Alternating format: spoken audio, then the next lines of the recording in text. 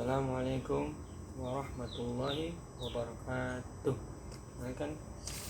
Baik teman-teman, ini saya akan menjelaskan mengenai korupsi dalam Islam.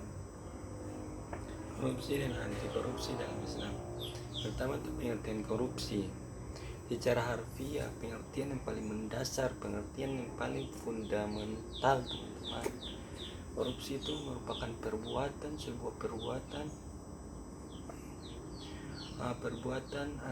suap, perbuatan dapat disuap, perbuatan kebejatan dan sebagainya, teman-teman.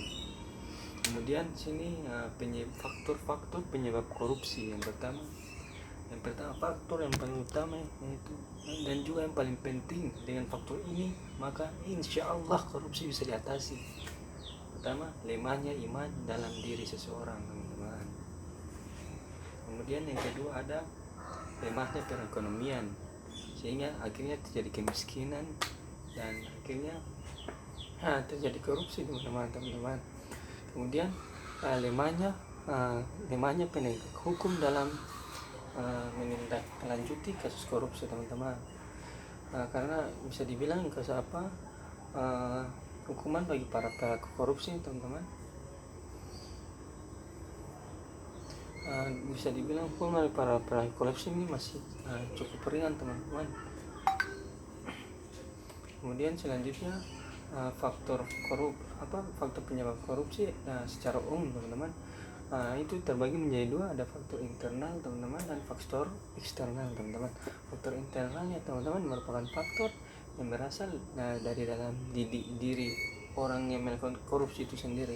Misalnya itu faktor itu yang tadi itu namanya iman, situ apalagi lemahnya iman seseorang, kemudian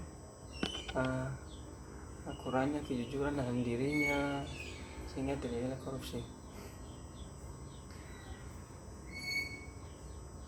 Kemudian, teman-teman, kedua ada faktor eksternal.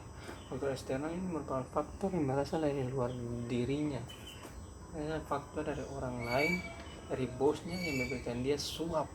Itu, teman-teman. Kemudian selanjutnya ada perspektif korupsi dalam sudut pandang Islam. Jadi korupsi ini secara ulama telah korupsi dalam sudut pandang Islam, para ulama telah sepakat bahwa korupsi ini adalah perbuatan yang haram, teman-teman. Rasulullah Shallallahu Alaihi Wasallam juga bersabda, saya bacakan hadisnya, teman-teman. Barang siapa yang kami tugaskan dengan suatu pekerjaan, lalu kami tetapkan imbalan kepadanya, maka yang dia ambil dari selain yang dari di luar itu adalah gulul atau korupsi, teman-teman. Kemudian ada selanjutnya fatwa MUI mengenai korupsi. Yang pertama itu menerima dan memberi dan menerima perbuatan riswah atau korupsi adalah hukumnya adalah haram. Kemudian yang kedua, perbuatan korupsi, teman-teman, adalah haram dalam agama. Baik, teman-teman, itu saja yang bisa saya sampaikan. Wassalamualaikum warahmatullahi wabarakatuh. Semoga bermanfaat.